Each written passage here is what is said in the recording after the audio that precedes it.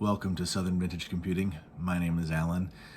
When I was 13 years old, roughly 1997 or so, a neighbor of mine across the street had a pair of M24 Olivetti computers. One of them AT&T stamped, the other one Xerox stamped. Neither one of them worked, and so he just gave them to me for free.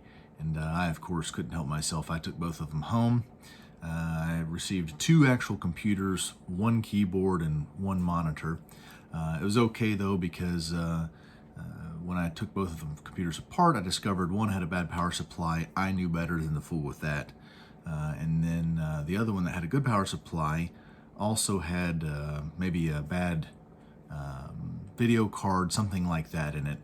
So I took the functional parts of both and made one good computer out of it. Luckily, one of the computers had a hard drive in it, 10 megabyte.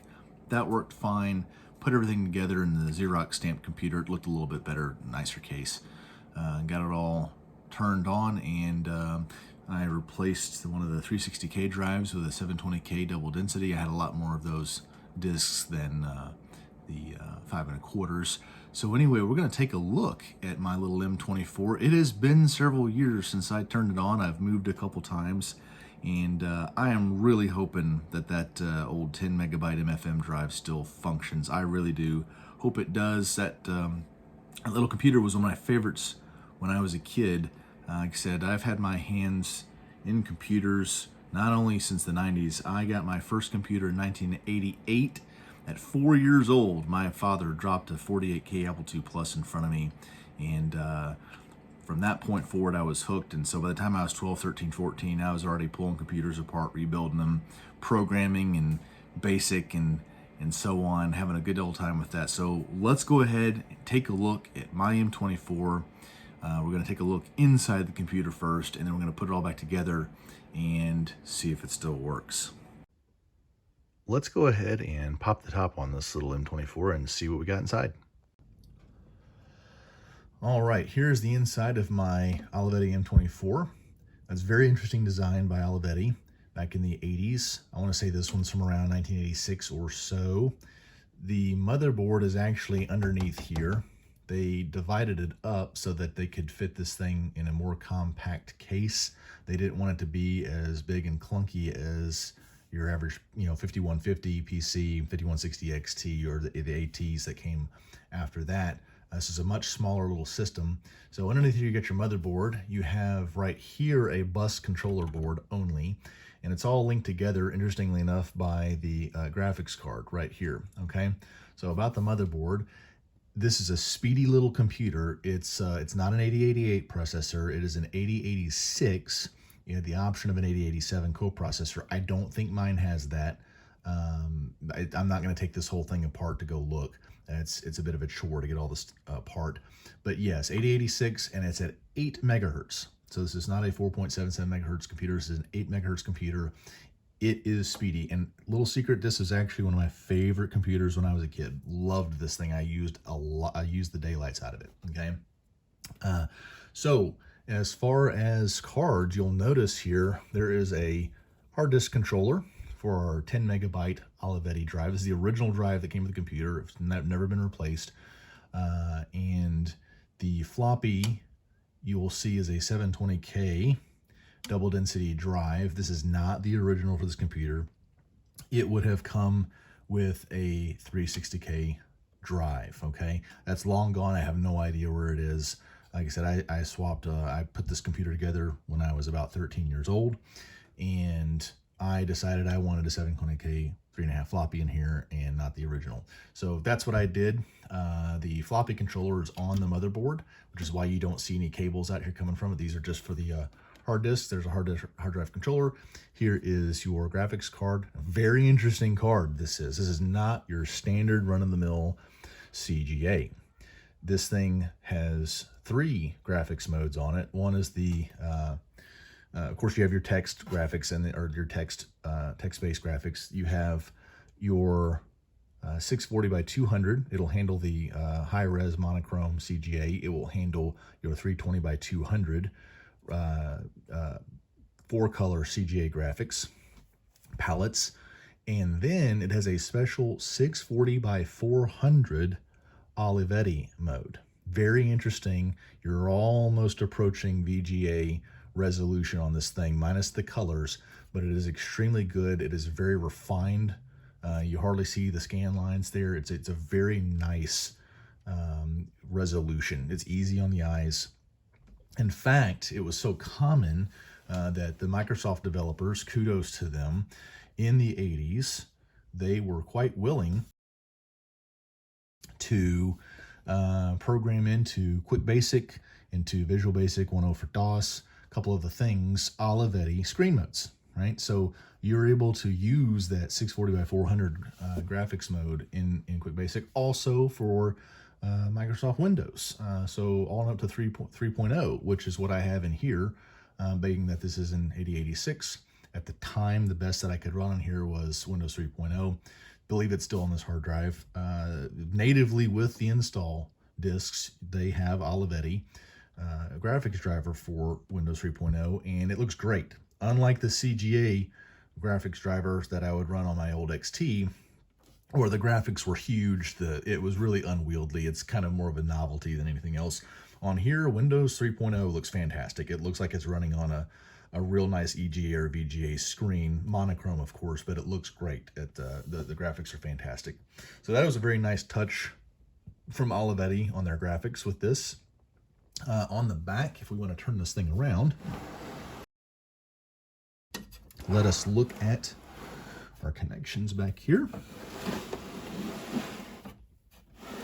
Here we go. You will see right here, we have got our 25-pin serial and parallel, of course, very standard for the day. However, let's move this back a bit. There was a proprietary keyboard that this thing has, a 9-pin keyboard, so not your standard XT or AT 5-pin for that. And then over here for your graphics, it is not your standard graphics output 9-pin back in the day or composite. This thing is a 25-pin proprietary. I still have the monitor for this, so we're going to be able to turn all that on and look at it. Hopefully it still works. It actually also gets its power through here. You don't actually have to plug the monitor in. It gets it directly from the graphics board. So anyway, if you don't have a monitor or a keyboard for these, you're SOL. Like I said, it is an interesting design by Olivetti, but hopefully my equipment still works with this thing here. We'll take a look at that in a second. Okay, my little Olivetti M24 is ready to go. I have got the monitor plugged in. I have got the keyboard plugged in. Everything's put back together. I have a few extra goodies here. I have got a mouse that I used to use a long time ago with this. Got a 9 to 25 adapter on it. And I have a parallel cable so that we can do some interlink interserver. We're going to attempt to connect this computer with my archive computer. I want to see if we can try backing up this MFM hard drive in here, all 10 megs of it, if we can get it to spin and do its thing. So let's go ahead and fire this thing up and see what we have. Let's start on the archive computer by starting DOS. And in order to get interlink interserver running, you need to have the server computer first. And let's go ahead and get that going. SVR. There's that. Okay, there's my 2 gig hard drive. Perfect. All right, now let's start up the Olivetti. Now, the last time I actually turned this computer on was about 2019. So let's hope everything still works. Now, I've hit the power button. All right, keyboard lights are blinking as they're supposed to. There we go, that's good. That is good. For some strange reason, I do remember this as a kid. I probably don't have something plugged in right. It would tell you that the fixed disk is not present, but it is. There's my hard drive boot. That's a very good sign and wonderful. Okay.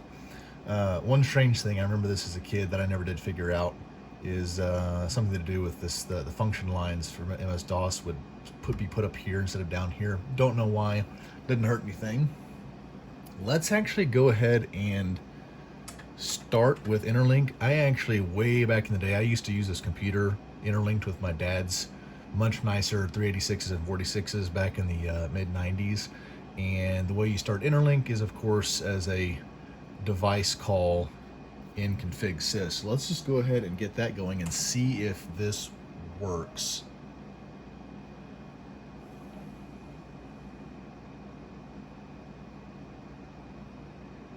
Okay.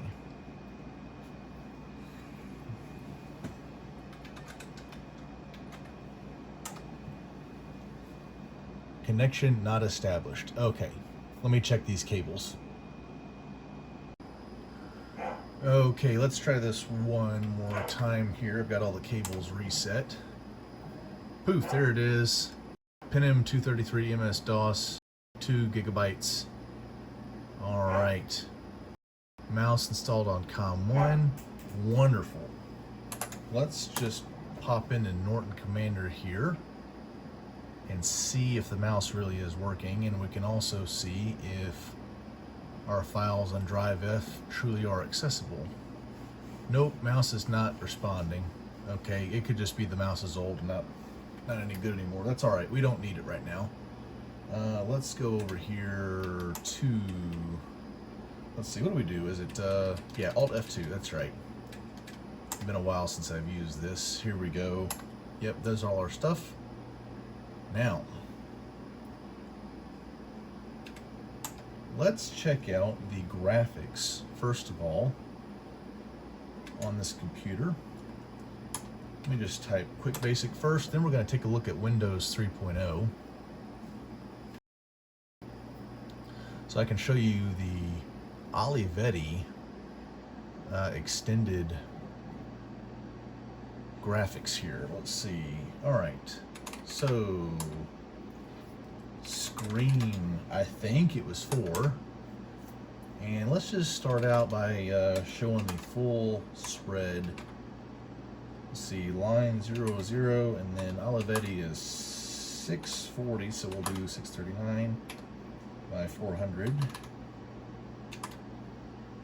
And let's just pick the first color in here, and I want to say it was B that would get you the full, turn it into a square. Oops. Comma. There we go. That's it, right there. Ooh.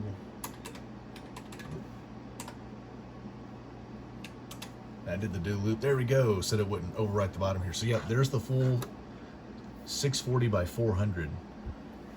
Excellent. I used to use this all the time as a kid, programming on this computer. In fact, I bet some of my programs are still on here.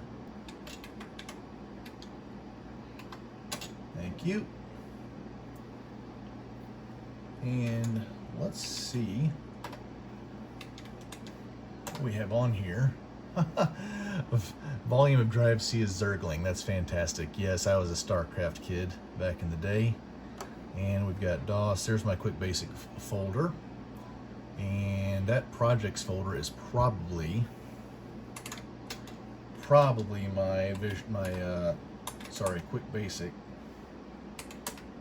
files. Let's see what's in here. RTS, probably an RTS game I was working on. SAT, don't know what that is. StarCraft CGA, Firebat, Wing Commander. It looks like I was doing all kind of stuff. I have no idea what any of that stuff is other than by the names. I don't remember any of that. That was definitely back in the late 90s. All right, let's have a look at Windows 3.0. I should hopefully be able to do this without the mouse. And you can see it's very fine, very smooth graphics. You don't have the scan lines like you would with a normal CGA adapter. Should take just a second to start this up. And I actually did make good use of Windows 3.0. I also have a IBM 5160 XT under this table down here. It's got bad tantalum capacitors right now, so it's not running. But I did use Windows 3.0 on that one as well. Although the CGA driver for Windows is terrible. Everything's about twice as large on here. But with the Olivetti support, you can run this thing at almost VGA level resolution, not colors, but resolution. So you get in the full 640 by 400 here, and it looks great. It looks really good. And like I said, no lines. You can just see nice and smooth graphics. Now, let's exit Windows here. Okay, the next thing I'm going to do is we're going to back up everything on this hard drive. I consider myself lucky that in all of my moves over the last many years, from house to house, I am shocked, honestly, that this computer is still intact. Who knows if it's got any Galaxy... What is that? 2006. I did something here on 2006. But yeah, I'm surprised that this computer is still functional. So let's copy everything over. Since this is a parallel port, it shouldn't take too long. I am very pleased that it's working.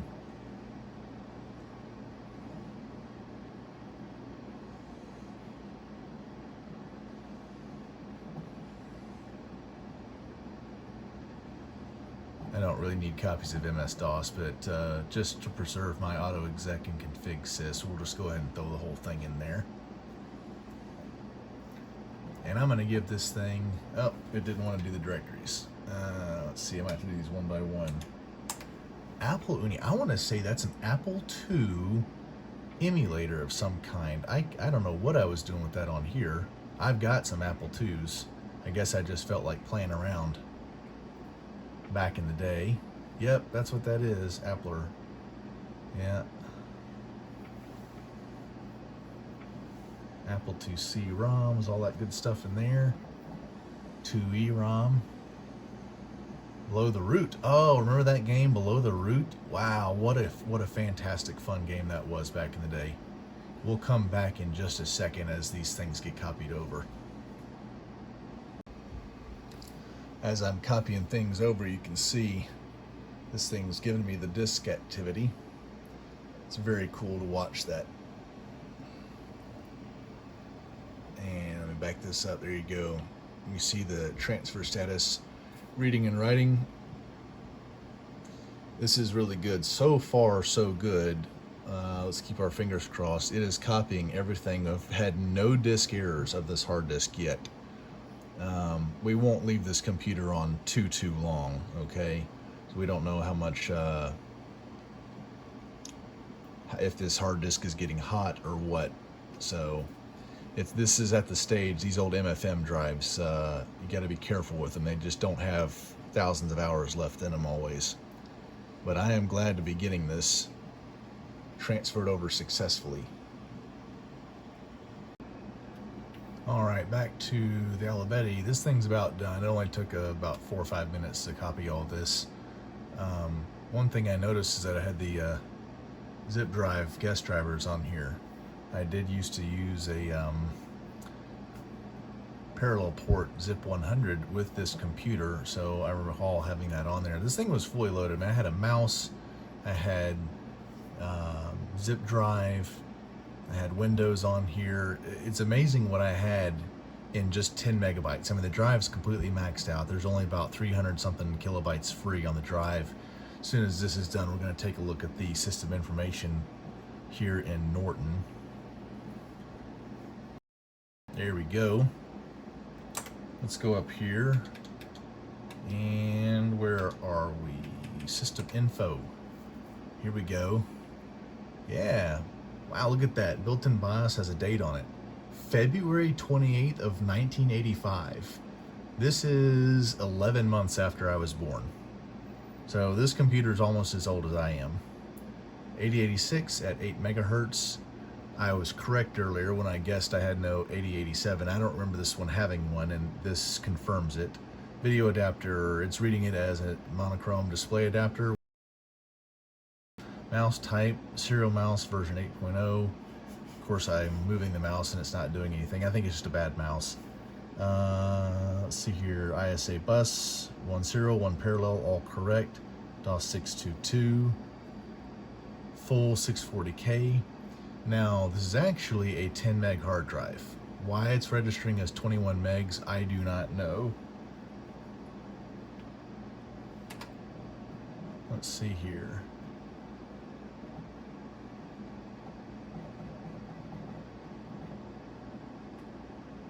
Oh wow, look, this thing tells you how much is taking up memory. So 54K on DOS. Interlink, look how small that is. 9 kilobytes on that. The mouse, actually Norton Commander is chewing up the most of the memory right now. Interesting. All right, let's get out of here. Go to info. Oops. And let's go back to C. Yep.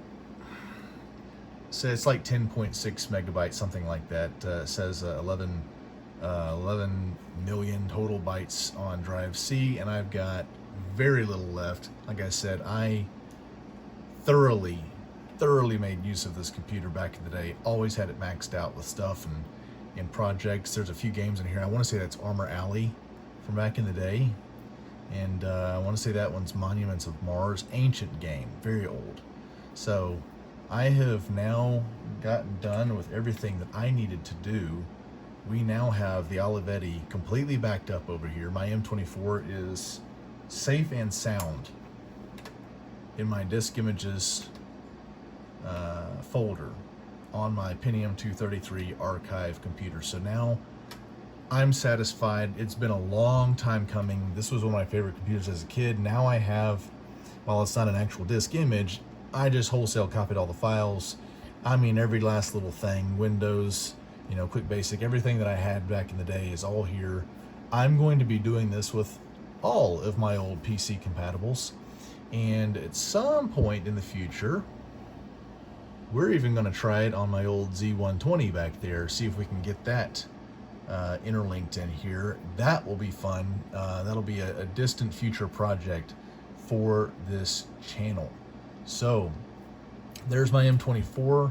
We have had a nice time taking a look at my old computer. Thank you for coming along with me today to have a look at my little Olivetti M24.